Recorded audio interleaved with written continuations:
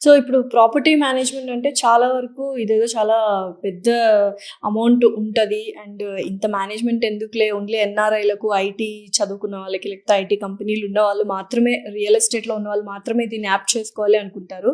అలా కాకుండా property management ఎవరెవరికి అవసరం? భూమి కొన్న ప్రతి మనిషికి అవసరమా? తప్పనిసరిగా భూమి కొన్న ప్రతి వ్యక్తికి ఇది అవసరం. సహజంగా ప్రాపర్టీ మానిటరింగ్ ధర అనేది మేము చిన్న తరగతి ఎవరైతే వ్యక్తులు ఉంటారో, పెట్టుబడిదారులు ఉంటారో వాళ్ళని దృష్టిలో ఉంచుకొని డిజైన్ చేయడం జరిగింది. 10 సంవత్సరాలు ప్రాపర్టీ మానిటరింగ్ చేసుకున్నా కూడా అయ్యేది ₹1,50,000 మాత్రమే. అంటే సంవత్సరానికి ₹15,000.